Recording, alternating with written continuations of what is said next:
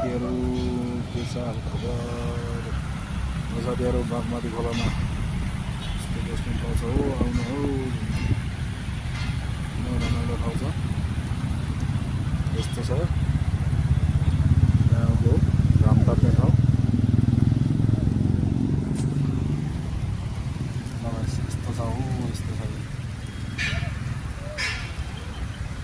यहाँबाट तल चाहिँ बागमती पुलमा जानु यस्तो हो रमाइलो ठाउँ छ हो रमाइलो आउन सक्नुहुन्छ हौ सबैजना यस्तो छ ठाउँ बस्ने ठाउँ के गर्ने गाइस यस्तो छ बागमती खोला सफा गऱ्यो भने के गर्ने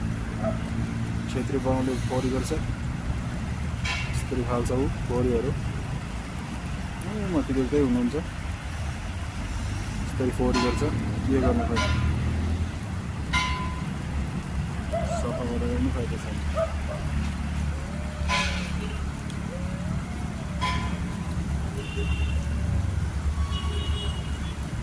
यस्तो छ ठाउँ एकदम राम्रो छ तर के गर्नु पौडी चाहिँ यहाँबाट माथि गोकर्ण जान्छ हो यो बाटो गोकर्ण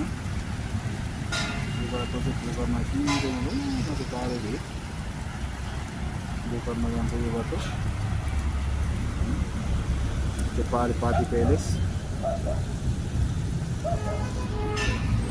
यस्तो छ अनि यो चाहिँ तल बागमती जान्छ बागमती पुल उता जोरपट्टि पाउँदा जाने तल जानु छ तल पाटी प्यालेस रमाइलो ठाउँ छ घाम ताप्ने शनिबारको धेरै भिड हुन्छ यहाँ खोला सफा गरे पनि के गर्ने हो नगरपालिकाले सफा गरे पनि पौडी बुवा ढल गर्ने ऊ जस्तो पौडी गर्छ क्षेत्री बाहुनहरूले के हो सफा राख्दैन कि सफा राख्यो भने सफा बस्छ नि राति राति पौडी फाल्छ